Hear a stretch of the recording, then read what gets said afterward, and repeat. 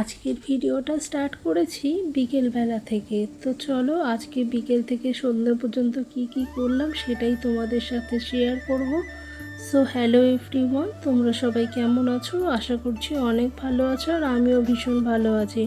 তো আজকে জানো তো দুপুরবেলা একটু ঘুমিয়েছিলাম, তো ঘুম থেকে উঠে দেখলাম অনেকটাই বিকেল হয়ে গেছে, প্রায় সন্ধে নামবে হচ্ছে।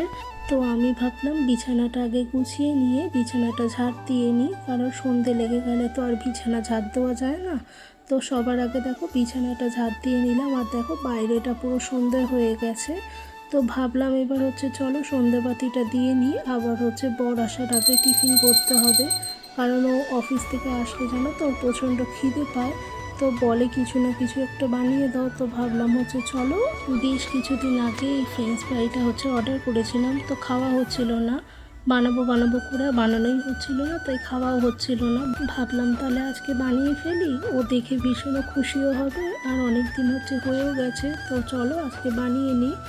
তো এর জন্য দেখো আমি কড়াইতে প্রথমে তেলটাকে দিয়ে দেবো, তারপর একটু তেলটা গরম হয়ে গেলে ওইগুলোকে দিয়ে দেবো, দিয়ে একটু ভালোভাবে নাড়াচাড়া করে নিলে রেডি হয়ে যাবে। বেশিক্ষণ লাগে না, সব কিছু রেডি করা থাকে তো তাই বেশিক্ষণ লাগে না। আর ও ফোন করে বললো যে আমার ছুটি হয়ে গেছে, তো ভাবলাম বানিয়ে নিয়ে গরম গরম তেলে খেতে পারবে।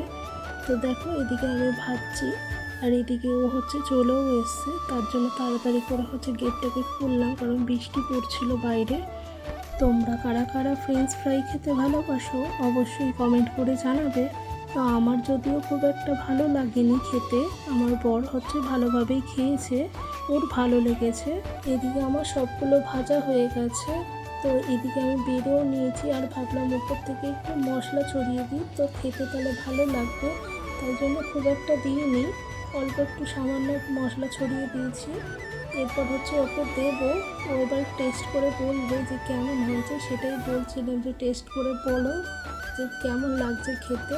এরপর দুজনে একসাথে বসে খাচ্ছিলাম আর টিভিও দেখছিলাম সাথে। তো আজকের মতো ভিডিওটি এখানেই শেষ করলাম।